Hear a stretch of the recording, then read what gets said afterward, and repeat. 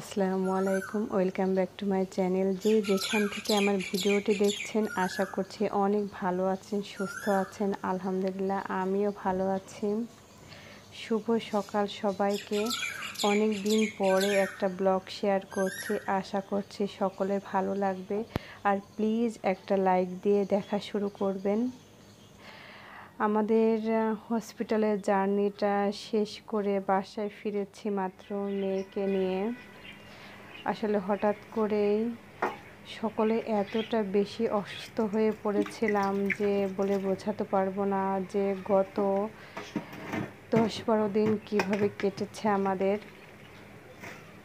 উপর আল্লাহ আর সকলের দোয়াতেই আসলে সুস্থ স্বাভাবিক আছে এখন পর্যন্ত। আর আমার মেয়ে অসুস্থ হওয়ার পরে হসপিটালে যাওয়ার পরে আমি কমিউনিটিতে একটা পোস্ট দিয়েছিলাম। সকলে এত বেশি দোয়া করেছেন, ভালোবাসা দিয়েছেন, সকলকে অসংখ্য অসংখ্য ধন্যবাদ। আসলে আমরা সকলেই তো মা, সন্তানের প্রতি ভালোবাসা আমাদের সকলের অনেক অনেক বেশি। সকলকে সে কারণে আবারও আমি অনেক ধন্যবাদ দিচ্ছি। হসপিটাল থেকে বাসায় ফিরেছি এলোমেলো একদম বাসা, যেহেতু ভোরবেলাতে আমরা গেছিলাম মেয়েকে নিয়ে হসপিটালে ভর্তি হয়েছিলাম। আর শুধু মেয়ে না, আমরা 3 জনই অসুস্থ, তবে মেয়েটা সবচেয়ে বেশি। আমরা তো বড়রা একটু সামলেই নিতে পারি, কিন্তু ছোট বাচ্চারা তো পারে না। এসে আর কি বাসার কাজগুলো গুছিয়ে নিচ্ছি, সব কিছু এলোমেলো হয়ে আছে। রান্না করে তো খেতেই হবে, যত যাই হয়ে যাক না কেন, যত শরীর খারাপ হোক না কেন, সব কিছু তো মেনটেন করে আমাদের চলতে হবে। আসলে এখানে আমি করলা ভাজি করে নিচ্ছি। আসলে মন মানসিকতা এতটা খারাপ যে বলে বোঝাতে পারবো না। বড়রা তো সব কিছু সামলে উঠতে পারে, কিন্তু ছোটরা তো পারে না। এই তো বাসাতে শুধু পানি, কন্টেনার ভর্তি পানি, বাইরে থেকে পানি কিনে নিয়ে এসে খাচ্ছে আমরা। শুধু আমাদের এই মোহাম্মদপুরে থাকি, যেহেতু আমরা এই আমাদের এলাকাটাতে প্রচুর পানির প্রবলেম হয়েছে ওয়াসার লাইন থেকেই। এটা ফিল্টার পানি ছেঁকে বন্ধ করে রেখে দিয়েছি, কেনা পানি দিয়ে সব কিছু করতে বাধ্য হচ্ছে আর কি, যেহেতু সুস্থ থাকতে হবে যেভাবেই হোক। অনেকটাই ভুগেছি, আর মহান আল্লাহ পাকের দয়ায় আর সকলের দোয়ায় সুস্থ স্বাভাবিক হয়ে যে এখন আছি, মেয়েকে সুস্থ স্বাভাবিক করে হসপিটাল থেকে এসেছি, এটাই অনেক বড় কথা। তবে মেয়ে অনেক অনেক, আমরা মা মেয়ে দুজনই অনেক দুর্বল শারীরিকভাবে। আর মেয়ের জ্বর আছে এখনও। আসলে বাচ্চাদের তো যত্ন আমরা নিই, তারপরে এক্সট্রা বাড়তি যত্ন তাদের নিতে হচ্ছে এখন তাকে। মেয়ের জন্য একটু খিচুড়ি রান্না করেছি ডাল ছাড়া, সবজি দিয়ে। আর এসে গেস্ট রুমটা বাদ দিয়ে 2টা বেডরুমই একদম ভালো করে বেডশিট চেঞ্জ করে গুছিয়ে নিয়েছি।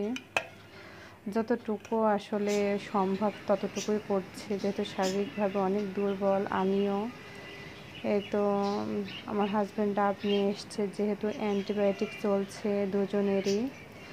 প্রচুর পরিমাণে পানি খেতে হবে, জুস খেতে হবে। আর কিছু তাজা মাছ নিয়ে এসছে, কেটে নিয়ে আসছে। এখানে ট্যাংরা মাছ আর শিং মাছ, এগুলো ধুয়ে ফ্রিজে রেখে দিব।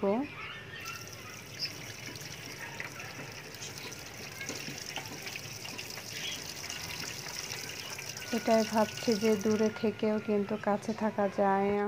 আমরা তো ভিডিওর মাধ্যমে একে অপরের পরিবার সম্পর্কে জানাশোনা, কেউ কাউকে ওইভাবে চিনি না, তারপরেও যে এত দোয়া পেয়েছে আমার মেয়ের জন্য, অনেক অনেক ভালো লেগেছে।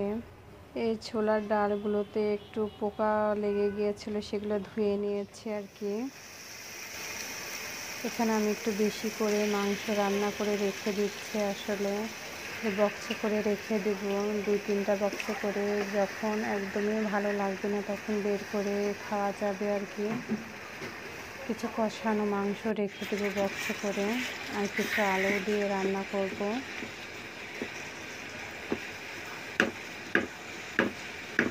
যেহেতু হাজব্যান্ডের কয়েকদিন অফিসে ছিল না, আর তো রোববার থেকে তো নিয়মিত অফিসও করবে, তাকে লাঞ্চ দিতে হবে।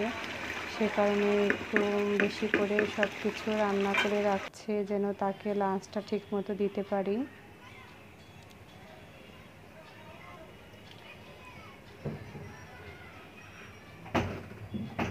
মাংসটা আমার রান্না করা হয়ে গেছে, আর আমি ডিপ ফ্রিজে রেখে দিয়েছি কিছু মাংস। আর হসপিটালে যেসব জিনিসগুলো নিয়ে গিয়েছিলাম সেগুলো তো বাসাতে নিয়ে আসার পরে আমার কাজের আপাটাকে দিয়ে সব কিছু পরিষ্কার করে ধুয়ে নিয়েছি আর কি। একটু মেঘ দেখে আমি উঠিয়ে রেখেছিলাম, আবার পরে মিলিয়ে দিয়েছি। আর আসলে যেখানে যায় মানুষের সঙ্গে মিশতে পারলে সেখানে একটা বন্ধুত্ব হয়ে যায়। ওখানেই এক আপুর সঙ্গে পরিচয় হলো, তার বাবার বিস্কিটের বিজনেস আছে। ওই আন্টি আমাদের জন্য আসলে বয়ামটা দিয়েছে। এটা সল্টেজ বিস্কিট, খেতে অনেক ভালো লাগে, ছোটোকালে অনেক খেয়েছে এগুলো। এখানে এঁচোড় রান্না করেছে চিংড়ি মাছ দিয়ে, আর এটা হচ্ছে অন্য একটা মাছ ঝোল করা, এটা রুই মাছ দিয়ে আর কই মাছ দিয়ে ঝোল করা। আর হসপিটালে থেকেছি, তার কিছু মুহূর্ত একটু ভিডিও করে রেখেছিলাম, সেগুলো আপনাদের কাছে একটু শেয়ার করছি। মেয়েকে নিয়ে আসলে কিভাবে যে 4টা দিন পার করে এসেছি উপরে আল্লাহ জানে একমাত্র। আসলে মেয়ে যেহেতু কিছুই খাচ্ছে না, সে অনেক অনেক দুর্বল।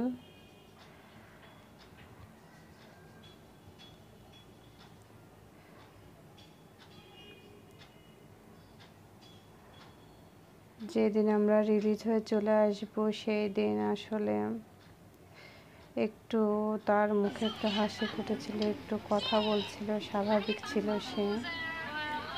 সব কিছু আমরা গোছগাছ করে নিয়েছি, কিছুক্ষণ পরে আমরা বেরিয়ে পড়বো আর কি।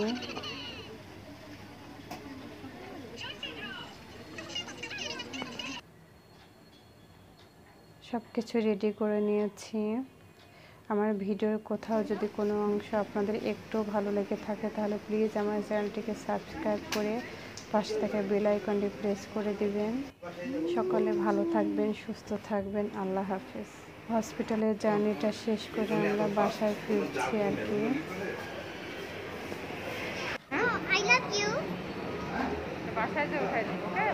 মেডিসিন সব থেকে আমার জামার মেডিসিন নিচ্ছে। সকলে ভালো থাকবেন, সুস্থ থাকবেন। আল্লাহ।